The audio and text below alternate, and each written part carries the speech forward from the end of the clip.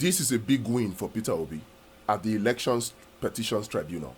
Look at the response of Tinubu's lawyers, APC's lawyers, to Peter Obi's petition at the Elections Petitions Tribunal, the Presidential Elections Petitions Tribunal. From their response, they are asking the court, the petition, the tribunal, to cancel or strike out Peter Obi's petitions on two grounds. One is that the drug case of Tinubu in the US happened many years ago, and that two, Peter Obi is not a member of the Labour Party. Those are the two grounds that they are asking the petitions tribunal to strike out Peter Obi's petition. This is a big win for Peter Obi. You know why? 6 months ago, Festus Keyamo actually came on TV to make about 21 lies about this US drug case relating to Tinubu. And he got away with it because that was on TV. He was not on record. I actually did a video some days back or weeks back saying that I dared Festus Keyamo and the APC's lawyers to actually lie again on the record. And they've walked right into my trap, or I would say they walked right into Peter Obi's trap. They went and they lied on the record. Although this time around, their lies were not up to 21. But I can tell you that they are more than 10. 10 lies that they told. I don't know what is going through the APC's lawyers' minds. Perhaps they think that the judges on the Presidential Elections Tribunal, Presidential Elections Petitions Tribunal, cannot read, or perhaps they think that the documents are secret. The documents are in the public domain. Everybody can see it.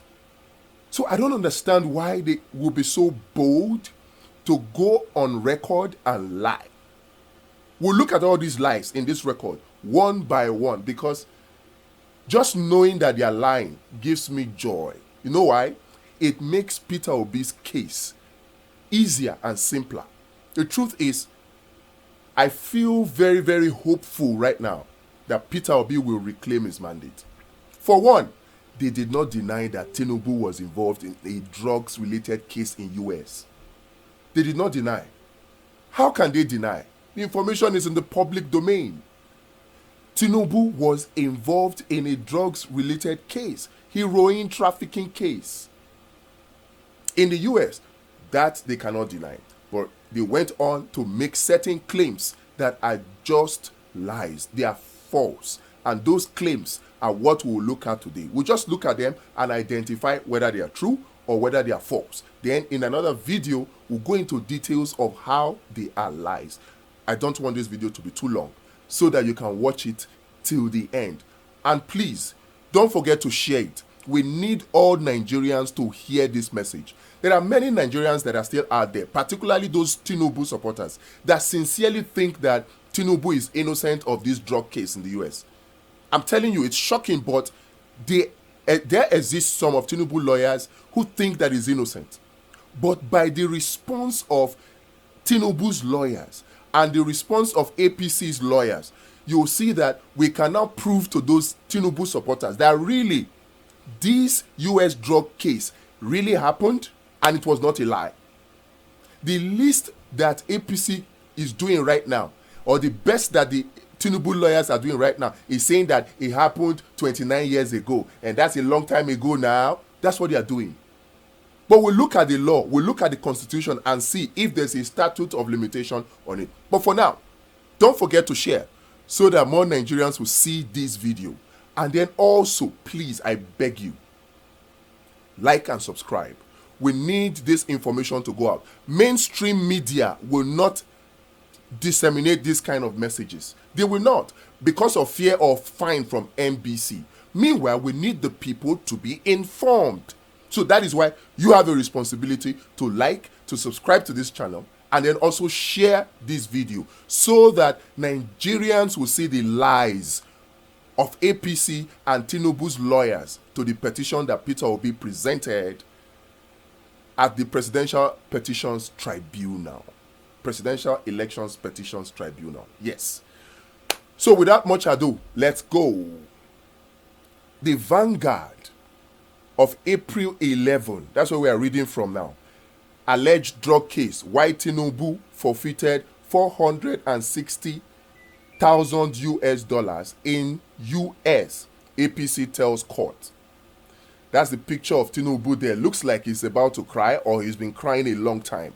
Well, that is going to be nothing compared to the cry that will come by the time Peter Obi reclaims his mandate. Or perhaps he will think that he may have been sworn in by May 29 and may have enjoyed president of Nigeria, which is what I think he just wants. But then we will reclaim our mandate. Who cares? Now, they insist that Tinubu was not convicted of a crime. That is a lie. Tinubu was convicted of a crime, and we will prove it as we go on. Now, the All Progressives Congress, APC, has opened up on circumstances that led to its candidates and President-elect Bola Tinubu to forfeit the sum of 460,000 US dollars to the government of the United States of America, USA, in 1993. Okay? Now, the ruling party in processes is filed to defend the outcome of the presidential election that was held on February 25, maintained that Tinubu, who was its candidate, merely surrendered funds in 10 bank accounts that were opened in either his name or that of Compass Microfinance, an investment company. Merely surrendered. That's a lie. He did not merely surrender it. He was forced to surrender it by a court order. A court ordered him to forfeit the funds, and the funds were forfeited because government already seized it. If government had not seized the funds, he was already in the process of withdrawing them to using them to buy land in an attempt to cover his track. So he did not merely surrender the fund. He was forced to surrender the fund, first of all, by having the fund seized by an order of court, and then the court ordering that he forfeit the funds. That's a lie. We'll go into details. I don't want this video to be too long. Now, it says, it told the Presidential Election Petition Court sitting in Abuja that the funds in the said account, which were domiciled in both in First Heritage Bank and City Bank, were subject to a civil forfeiture proceedings, a case number this. Now, this is a lie, because it was a criminal charge that was brought against Tinubu. A criminal charge. We'll look at it. We'll look at the details of it. We'll provide evidence. The evidences are there. But just let's know that this is lie number, how many now? Lie number 2. According to the APC, the purported decision of the United States District Court, Northern District of Illinois, Eastern Division, in the said case, was not a fine, but a decree of forfeiture of the amount of 460,000 US dollars to the United States pursuant to the settlement claim by the parties to the case. This is a lie. Lie number 3. You will see very soon how this is a lie. The said decision is not against the second respondent, Tinubu, but against funds in the various accounts opened in the name of Bola Tinubu. This is lie number 4. Because the account has an owner. You cannot have an account without an owner. You cannot have a deposit into an account without an owner. And the owner in this case is Bola Ahmed Tinubu, who, from the charge that was slammed on him, was charged for money laundering. Money what? Laundering. And being in charge of money that was gotten by illegal activity. In this case, drugs trafficking. So, the case is filed against Tinubu through his account. We'll see this. We'll provide evidence of all this as we go on. That's lie number what now? Lie number, another lie. Let me just see, because I've even lost count. Lie number 4 or 5.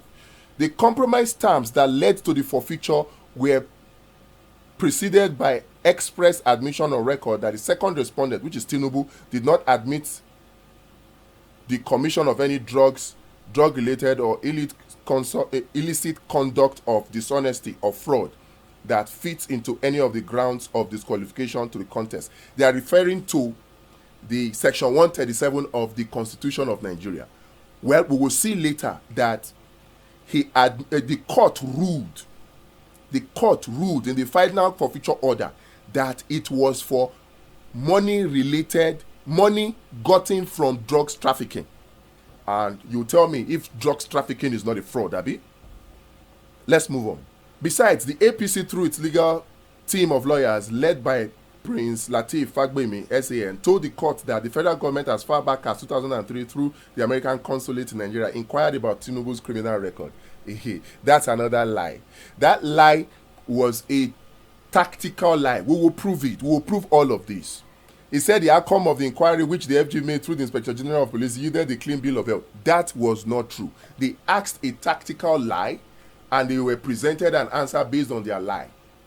Now, it is further argued that the said forfeiture Tinubu made to the US government, having lasted a period of 29 years, was no longer a valid ground to challenge his eligibility to contest the presidential election. This is simply not true. It's simply a lie. Because if you look at the qualification criteria in section 137 of the Nigerian Constitution, right?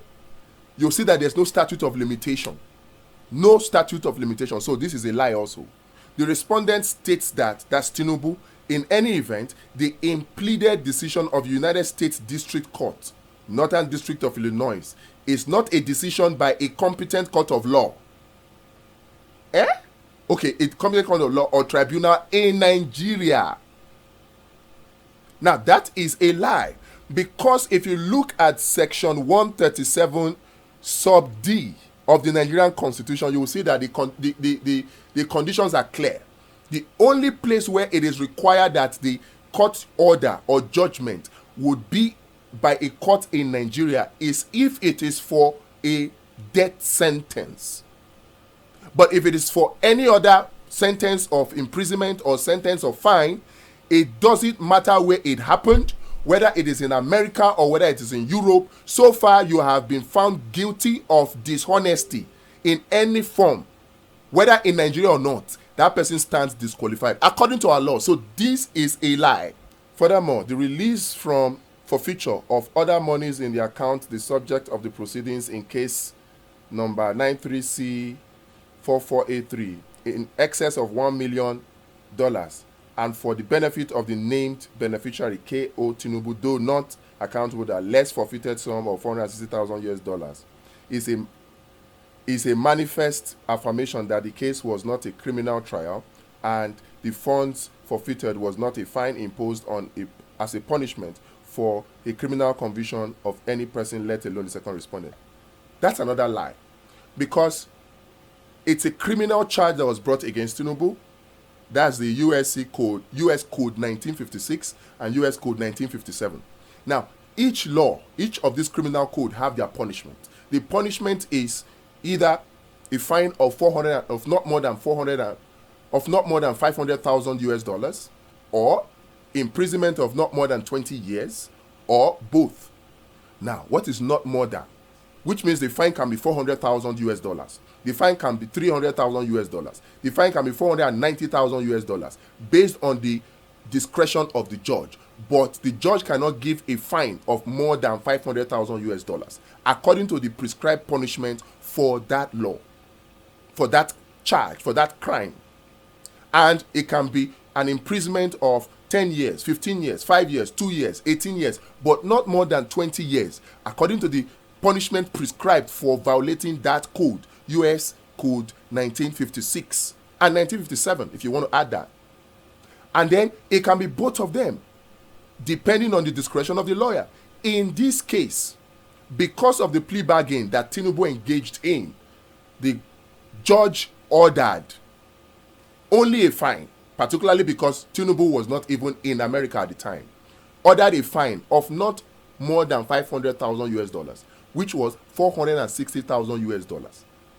That's what is prescribed. The judge does not have the power to hold any funds in excess of $500,000 linked to the accounts that were linked to Tinubu. That's why only $460,000 was released. Not because he was not a criminal trial. It was a criminal offense that was slammed against Tinubu. We'll deal with more of these. We'll deal more on these later, each of them. And I hope that our lawyers will do justice to this case, because this is like being served victory on a platter of gold.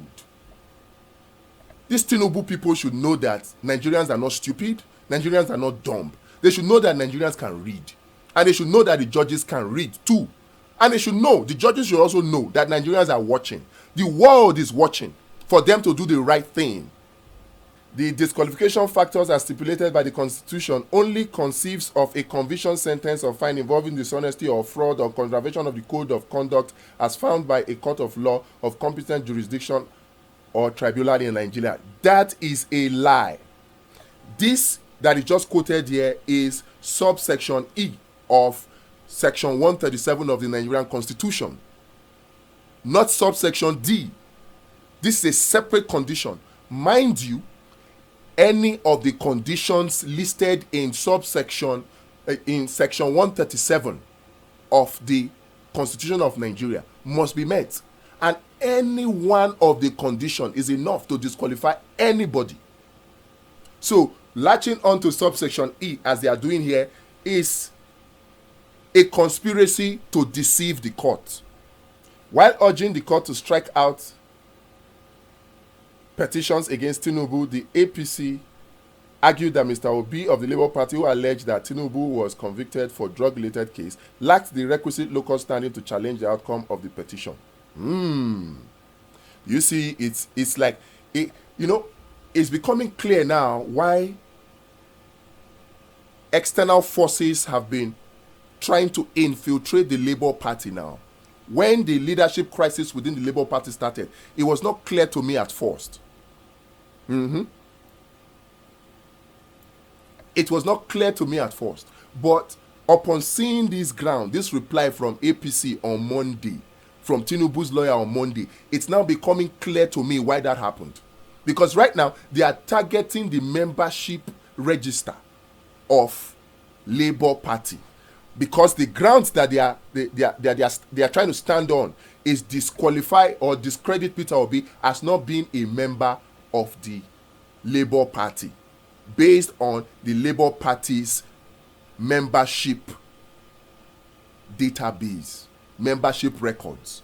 So if they can get their own people to become chairman of Labour Party, and their own people now come and present documents, the database of Labour Party membership, as at when they want, and that chairman now says that Peter Obi was not a member of Labour Party as at May of 2022, then they will have a case and say, Shebi, we told you.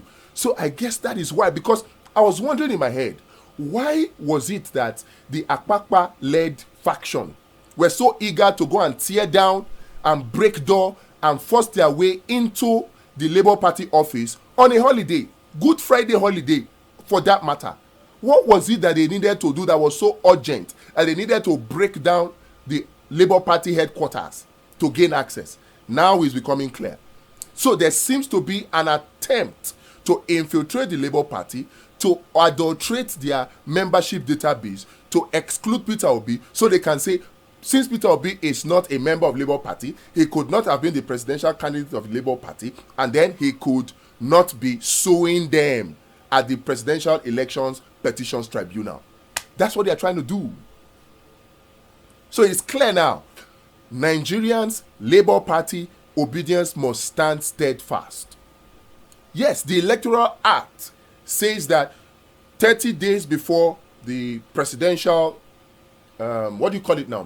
presidential primaries of any political party, the political party should send a detailed database. They should maintain a database of their membership, whether hard copy or soft copy, and they must send that to INEC.